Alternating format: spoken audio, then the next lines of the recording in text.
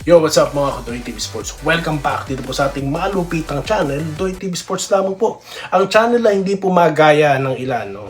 Dahil tayo lamang ang totoong bumabakbak, okay? Galit sa fake news, no? Ayaw ng fake news. Yung iba, puro daldal lang. Patutunayan ko sa pagpapatuloy na itong content natin. Topic po natin nandiyan na. Of course, Barangay Ginebra, Battle of the Coaches, Battle of Point Guards. Ayan. At ito pa, on verge, kailangan na ba magpalit ng import? At of course, ano mga update sa mga trade na naman na yan? Mga Fairfield, Pogoy! Alright, ha? Anong totoo dyan? And of course, ang inyong mga paboritong mga pa-shoutout. Pero bago po yan, magpapasalamat po na si Doy TV sa inyo mga boss. Malapit na po tayo mag 10K. Malapit na. Kulang na lang tayo ng 100 bago tayo mag 20K na. Gusto nyo po ba makita kung saan tayo? Kung saan ang thank you video ni Doy TV? Subscribe na mga boss. Okay, dito na tayo guys. No? Alright, so habang ako'y nagsasalita, kinukuha natin si Meta. May tatanong tayo. Okay, so barangay muna tayo. Laban po sa head coach. Okay, so nakita nyo naman po, attire pa lang ha. Parehas po silang Amerikano. Pero alam naman po natin si Coach Tim Cone nagtatagalog na. Di po ba? So okay. Ang advantage dito ng Ginebra, alam na nila kung anong iraran na itong kalaban nila. International type of play, takbuhan yan. They saw this many times sa Gilas. No? Ito naman pong Macau, okay, alam na rin namin, magta-triangle kayo. Pero di nila alam, upgraded na ito. Dinesign na ito, okay? Dino, may tactician po dyan na pinangalanan na kung sino. Comment nyo sa baba ha. Titignan ko kung nagre-review kung nakikinig talaga kayo sa akin ha. Sino yung tactician na yun na Ginebra. Then of course, pinapatupad at ginagawa no. Ito yung mini-mentor ha, neto ni Coach Tim Cone. Okay. So as usual, that is triangle mga boss. Hindi na po mawawala sa sistema yan. Okay. So nakikita po natin that most of the time mga boss, pag may pagkakataon ratsyada, sinabi rin ni Coach Tim Cone yan. Kaya pagdating sa takbuhan, hindi po magpapahuli ang barangay dyan. Tapos yung kung paano nyo po ini-implement ang triangle, nakita nyo, nagiging open ng mga big man ng Ginebra, may kumpiyansa. Bakit? They are part of the play. So ganyan po ang triangle. Okay? So yan po ang isa sa magandang aabangan natin sa Battle of the Coach. Dito na tayo sa Battle of the Point Guards mga boss. Nako, chonky! Ha? Tama po ba ang pronounce ko? Kalaban po. Nako, this is what? Makakaharap niya na ang Rookie of the Year na si RJ Abarrientos. Alright. So, nag-Rookie of the Year din internationally. Itong si RJ Abarrientos. At pagdating sa height, hindi po naglalayo. Kaya po aabangan dyan, no, kung anong klaseng depensa, no, nag-upgrade na po ba din ng depensa si RJ. Okay, kasi pareha sila ng height, di po ba? If I'm not mistaken. Kaya kapanapanabik po yan dahil international sila, naglalaro noon si RJ at ngayon. Isa po sa inaasahan, no, legit scorer, elite scorer pa nga shooter itong si RJ. Kaya malaki po ang aasahan at aking pong sa palagay ko, ito na po magiging first 5 ng Ginebra along with Scotty Thompson. Alright.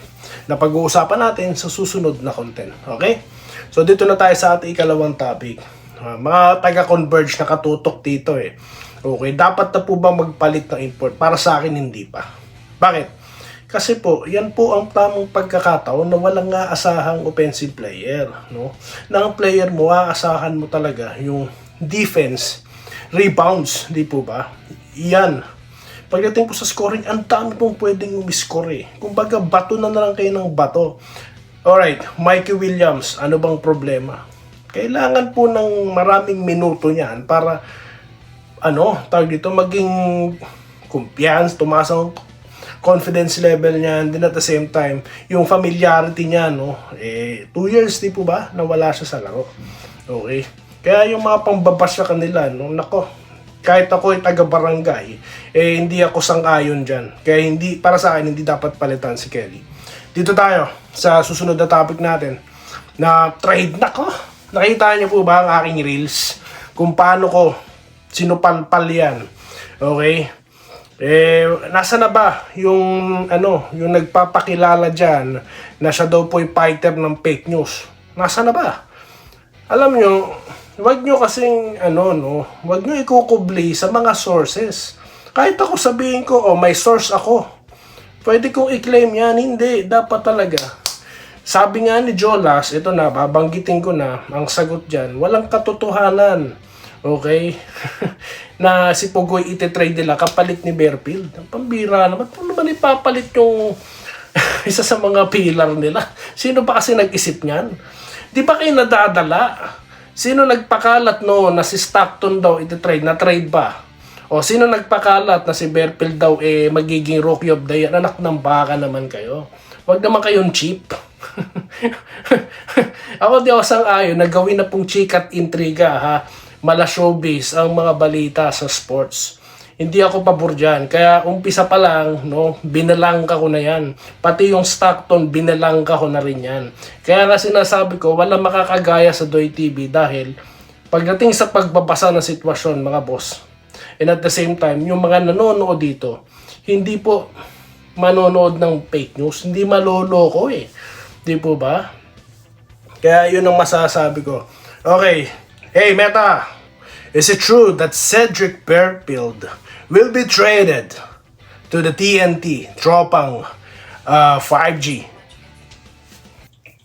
Available on Cedric Berfield being traded. No, there's no information. Bakit? Sabi po mismo ni Manager Jolas, sa kanila po manggagaling, hindi po kani-kaninong mga chismoso, Shoutout na po tayo ha. PM Boss Toy TV, good luck daw sa Hinebra, sabi ni Wenceslao Hapon. Clodoaldo Prasdilla, nag-good PM, kayang-kaya daw po ng Hinebra Macau. Enrique Rivero, kayang-kaya daw po. Nako, yan. Talagang dapat kayang-kaya, hindi pwedeng hindi kakayanin. Good day Doy TV, nag-good luck po sa Hinebra si Ginoong Carlito Bulima, Roderick Rodriguez, magandang laban daw syempre. Ganda talaga yan, first game may ball ka. Di ba? Okay, Jose Marie Manzanilla, shoutout to Sir Joseph Pineda. Yes, Idol Toy Finals dyan, NSD.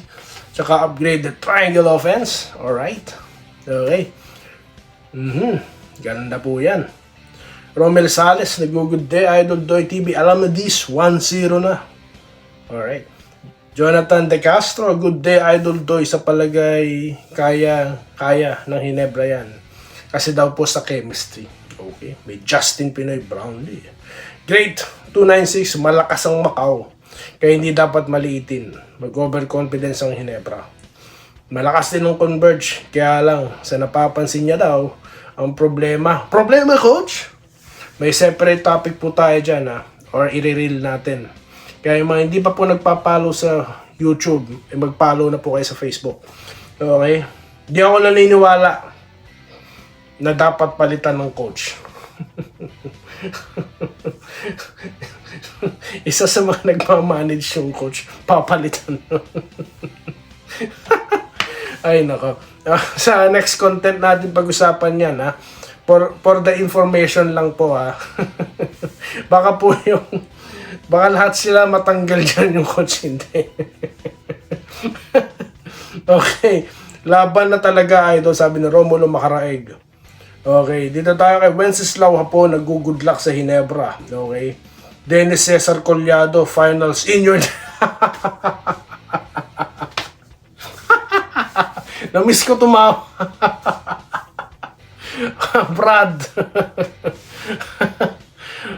Pumasok na nga nung nakaraan Anong in your dreams? Hindi. Yan po ay fearless prediction ni Doy TV. Tandaan nyo tong petsa na to Tandaan nyo Actually, makirang parang malabang perspective. Hindi. Isang tawag lang ano lang yan. Di pa naman po, nag-uumpisa pa lang Mga kalaban naman po, di pa naman po ganung kalakasan Kaya po, huwag po kayong magpapanik. May real sting tayo dyan. Gilyar Katukod, shoutout sa'yo. Mary Ann Ticangco, nag-good luck. Enrique Rivero, Robert Cayabyab, Nelson Polebelo, Laglag. Yung badali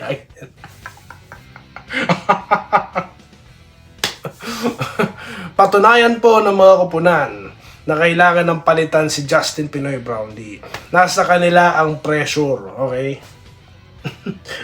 Rodriguez, okay, nahanap na 3-0 ang tirapirma ngayon.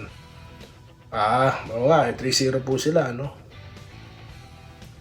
Sabi ko naman sa inyo, no, kung nakatuto kayo lagi kay Doy TV, diba, kinontra ko na alam nyo, ang Converge, they need to figure things out. Kaya naintindihan ko sitwasyon nila Yung mga mga natuto, bigla na lang pong nanood ng basketball, may komento na sila. Diba? So, expected na po yan. Hindi porkit sama-sama yung magagaling, yung magna-number 1 sila. Nangyari na noon yan, sinabi ko sa inyo. Dennis Collado, ba't gilas by never mo? Patawa ka. Hindi yan. Hindi naman kailangan lahat mag-champion Alam nyo, bakit ba kasi ito hindi nyo naririnig sa ibang mga vlogger, no? Bakit hindi nag-champion ng Hinebra? Inalis po nila yung sentro nila. At hindi lang po yan. Nung inalis nila yung sentro nila, nabago po ang structure ng laro, di po ba? Yung pag nabago yan, of course, yung rotation ng player, di po ba? Tsaka nagbawas din sila No? Ngayon, they figured things out already, timing, at nandyan si Justin Pinoy Brownlee na. Kaya, ayan na, finals yan. No? Relax. Alright, so yan po ang ating topic ngayon, no. Nakita niyo naman, wala tayong fake news dito. Binabakbakan natin yan, no.